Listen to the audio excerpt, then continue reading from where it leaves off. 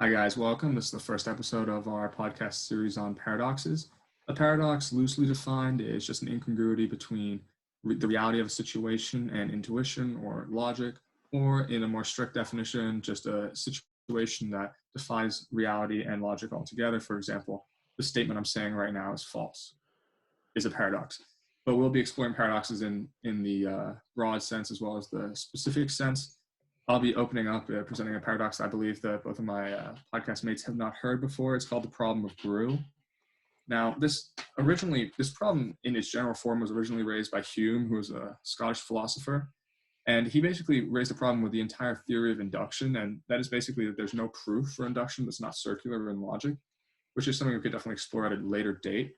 But then another philosopher in the 20th century, Goodman, raised a problem with a specific type of induction called enumerative induction. And that's basically a form of saying if P then Q, and the evidence for P, if P then Q would be, let's say, and the classic example is emeralds. Let's say that you observe and like 1,000 emeralds and they're all green. Then through the enumerative induction properties, you would say if all emeralds are green, therefore the next emerald we find will be green because all the emeralds in the past we've seen have been green. However, Goodman actually found a problem with this because what he said is, what if we invent a new color? What if I call that color Grue?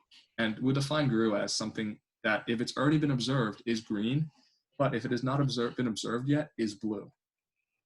Now, we can still say the same exact enumerative induction properties that we did with green that we do with Grue. Every emerald that we've ever seen before is green and is therefore by definition Grue. However, using enumerative induction, we would say, since all emeralds are Grue, the next emerald we see will appear to be blue. Okay, so it's a logically coherent system using the same methods of induction and enumerative properties as if all emeralds are green, the next emerald will be green. So it calls into question the entire theory of how we justify our predictions. Thoughts? Mikey, can you please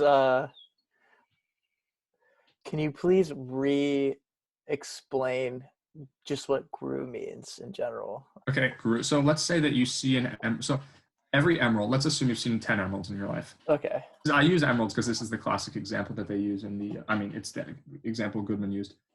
And all those emeralds have been green because emeralds are all green. All right. So we can say that those emeralds were all Grue as well, because anything that you have in the past that is green is Grue. However, if something is Grue and has not yet been observed, and then you come to observe it in the future, it has the same color properties that we call blue. So it's a made up color that is green in the past and blue in the future, starting at this point specifically right now. It's a very interesting paradox. Not sure what I have to say about that, to be honest. Maybe you would want to spur a question, Mikey.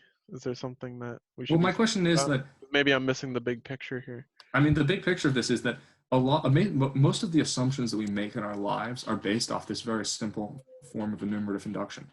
For example, you've dropped a pencil 1,000 of times in your life, or dropped things thousands of times, and every time they've fallen. So through that form of logical induction from the general to the specific, we assume if I drop this pencil I'm holding right now, it will also fall. However, we have no logical reason to think it will fall because of the problem of Grue. Now, my question is, can you guys find any holes in it? Because there's been many arguments for and against the idea, but no one can seem to really come up with a solid argument against it.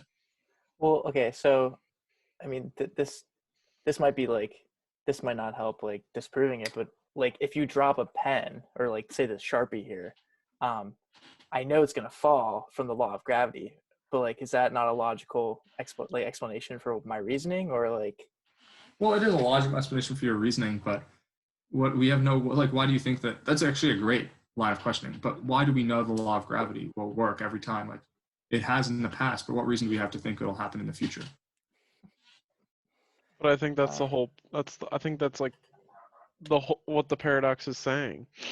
Exactly. It's basically just saying that as a human society, everything we know now is because of repetition and something that we can be comfortable knowing that that's going to happen again. obviously, if the pen starts rising, we probably have bigger problems in our world. But what I'm saying is that as humans, from my opinion, we're trying to find comfort, right? We don't want to be uncomfortable. The unknown is uncomfortable.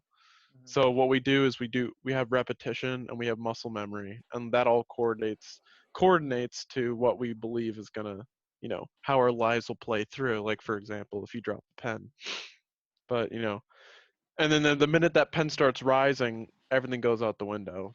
There's gonna be panic. People are gonna wonder why the fuck that pen just rose. But That's actually fascinating because that's the exact same conclusion that David Hume came to interesting. when he first raised the problem. Me and David are good friends. So. Yes, an 18th century philosopher from Scotland. Yeah, he was my pen pal back in the day. No, that's actually incredible because that's the exact conclusion he came to. He said, look, I'm not trying to raise a problem with the way we think. I'm just trying to say the way we think isn't necessarily by definition logical.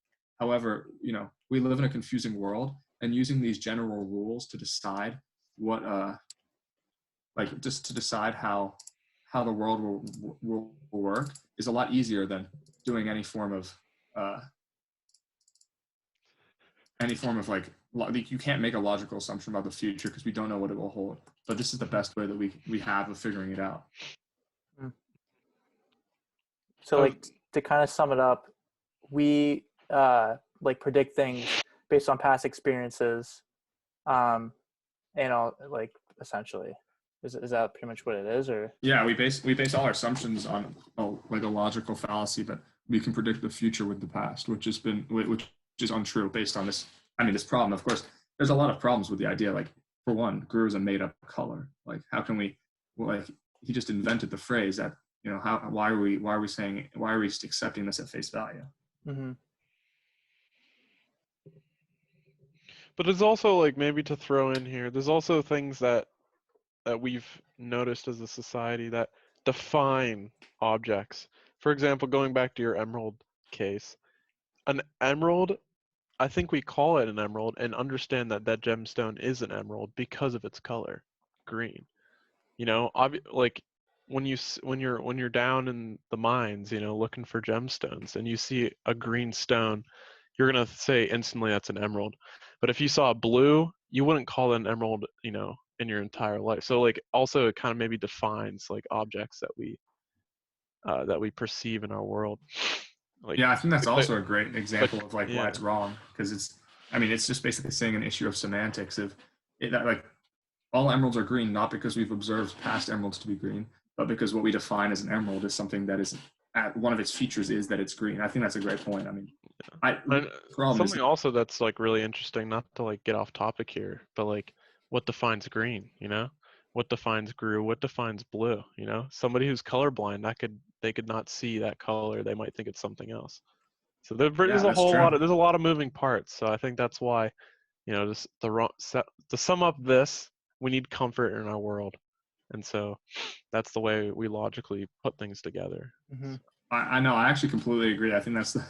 I mean, I'm not to be one to say that's the correct takeaway, but I think the correct takeaway is that the world is incredibly confusing, and we're going through it blind. And we use these certain tricks of logical induction just to try to understand a little bit better what's going on. But it's not necessarily the perfect way of doing it. I think that's incredible. I think it's an incredible insight using this relatively simple example to say that our lives are so much harder to predict than we act